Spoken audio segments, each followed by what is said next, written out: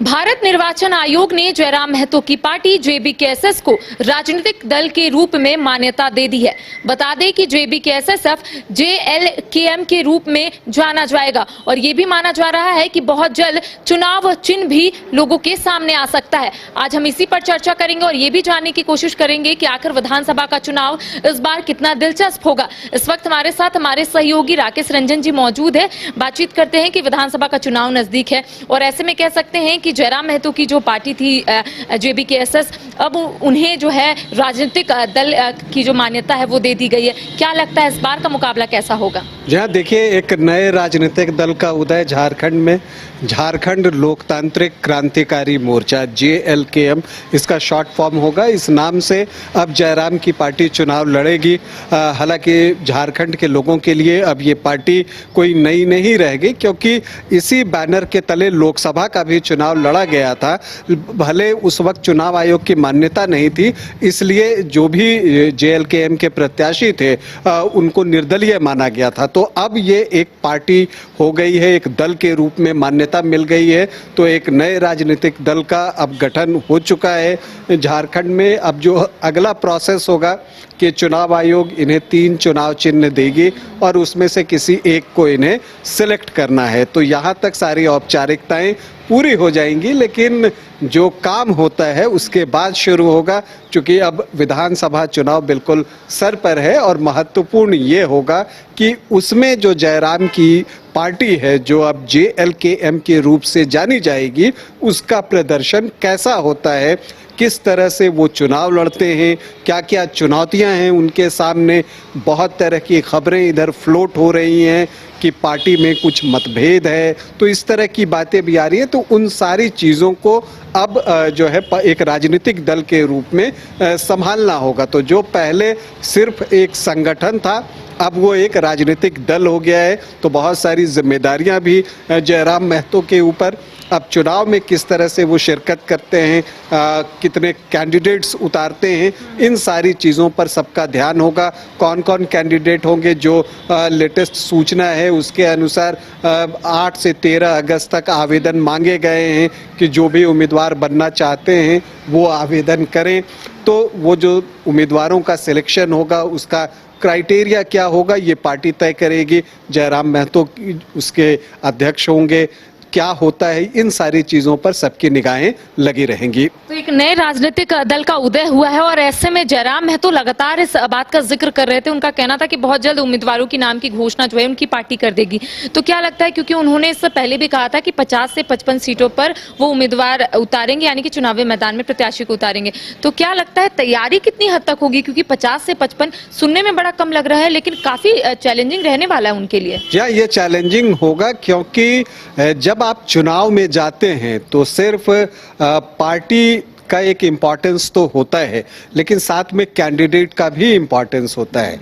तो अभी उसकी शुरुआत हुई है जेएलकेएम की तरफ से और उम्मीदवारों से आवेदन मांगा गया है। तो 13 तारीख तक तो आवेदन आएंगे। उसके बाद फिर कोई एक कमेटी होगी जो उसमें से देखेगी कि कौन से उम्मीदवार जो हैं वो जीतने लायक स्थिति में है। चूँकि देखिए, करिश्मा, चुनाव में जो सबसे महत्वपूर्ण बातें होती हैं, कहने को कुछ भी कहा जाए, अल्टीमेटली जो चीज़ मायने रखती है वो विनेबिलिटी मायने रखती है कि जीतने वाला उम्मीदवार चाहिए। तो वो कितने उम्मीदवार जयराम की पार्टी को मिल पाते हैं, जेएलकेएम को मिल पाते हैं, इस पर बहुत कुछ निर्भर करेगा। कार्यकर्ता के रूप में भी उन्हें विस्तार देना होगा पार्टी को, चूँकि जब आप चुनाव लड़ते हैं तो वहाँ कार्यकर्ताओं की भी ज़रूरत होती है। आप कहने को कह देते हैं कि हाँ ठीक है, जनता मेरी तरफ से चुनाव लड़ेगी, लेकिन जब चुनाव आता है तो उस दिन आपको कार्यकर्ताओं की ज़रूरत पड़ती है। हर बूथ पर आपको लोग चाहिए होते हैं। तो उन सारी चीज़ों को अब जो है इस नई पार्टी जेएलकेएम को देखना होगा। तो चुनौती, चूँकि बिल्कुल चुनाव सामने है, इसलिए चुनौती आप कह सकते हैं कि ज़बरदस्त है। और उसमें किन किन आप उम्मीदवारों को जब टिकट देते हैं तो एक पार्टी के तौर पर जब शुरुआती दौर होता है तब बहुत सारी चीज़ें जो है भुला दी जाती हैं। लेकिन अब जब चूंकि ये विधानसभा का चुनाव है तो आप किसी को टिकट देंगे तो कोई नाखुश हो जाएगा, तो फिर आप उसे मनाते हैं, क्योंकि आप छोड़ के सभी को नहीं चल सकते। तो ये बहुत सारी चुनौतियां हैं। एक नया एक्सपीरियंस आप कह सकते हैं कि जयराम महतो के लिए भी होगा कि पार्टी कैसे चलती है। रंजन जी, एक आखिरी सवाल रहेगा, क्योंकि कई ऐसे दर्शक हैं जो यही सवाल हम लोगों से पूछते हैं कि आखिर जयराम महतो अगर चुनावी मैदान में उतरते हैं या फिर उनकी पार्टी की ओर से कोई चुनावी मैदान में उतरते हैं तो किस पार्टी को ज्यादा नुकसान होगा और किसको ज्यादा लाभ होगा, क्या लगता है? देखिए, अब ये कोई सस्पेंस नहीं रह गया है। अगर आप बात करें तो जो लोकसभा का चुनाव अगर आप देखें और उसका आकलन करें तो लगता है कि जो कुर्मी और कुर्मी की बात होती है वहाँ पर वो सेंधमारी करते हैं। और ये जो वोटर हैं वो पहले आजसू और सुदेश महतो के साथ जो है वो जुड़े रहे हैं। तो जो भी वोट यहाँ पर कटता है उसमें से ज़्यादा हिस्सा जो होता है वो आजसू का कटता है। तो एनडीए गठबंधन को नुकसान वहाँ पर दिखता है। लेकिन मैं बार बार इस चीज़ को हमेशा कहता हूँ कि अगर कोई भी प्रत्याशी मैदान में उतरता है तो ऐसा नहीं है कि सिर्फ वो एक गठबंधन या एक पार्टी को नुकसान पहुंचाता है। अल्टीमेटली वो दोनों पार्टी को नुकसान पहुंचाता है। ये बात अलग है कि किसी को ज़्यादा किसी को कम।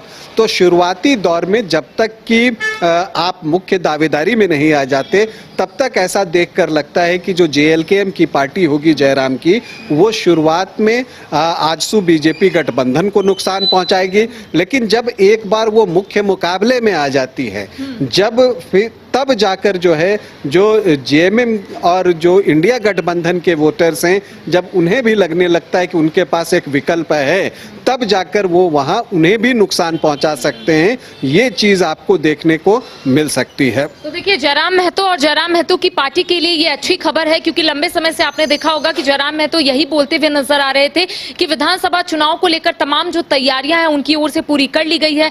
50 से 55 सीटों पर इस बार जेएलकेएम चुनाव लड़ेगा, जिसको लेकर जयराम महतो ने स्पष्ट कर दिया था कि शॉर्टलिस्ट भी वो कर रहे हैं। आने वाले समय में उम्मीदवारों की नाम की घोषणा भी हो जाएगी। लेकिन इस बीच जेबीकेएसएस, जिसे अब हम जेएलकेएम के नाम से जानेंगे, क्योंकि अब राजनीतिक दल की मान्यता जो है वो दे दी गई है। अब देखने वाली बात होगी कि विधानसभा चुनाव कितना दिलचस्प होता है। तमाम अपडेट हम अपने दर्शकों तक पहुंचाएंगे। फिलहाल हमें दे इजाजत, नमस्कार।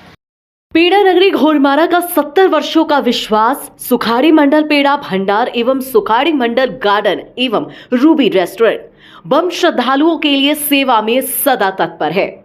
गाय के शुद्ध दूध से निर्मित शुद्ध पेड़ा, शुद्धता की गारंटी। प्रोपराइटर रोहित मंडल के लिए श्रद्धालुओं का विश्वास ही आशीर्वाद। जय बाबा वैद्यनाथ, जय बाबा बासुकीनाथ। घर के लिए ग्रोसरीज की जरूरत हो या चाहिए फल और सब्जी, डेयरी या बेकरी प्रोडक्ट्स चाहिए या beverages, snacks and branded foods चाहिए हो या ब्यूटी प्रोडक्ट्स, अब इनके लिए अलग अलग दुकानों की तलाश हुई खत्म, क्योंकि रांची में खुल गया है केस्टो मार्ट, जो रखे आपका और आपके बजट का ख्याल। हर सामान पर 5% की छूट, होम डिलीवरी की सुविधा भी। आज ही पधारें। Kesto Mart, one-stop solution for every customer's requirements. Call 9153989339.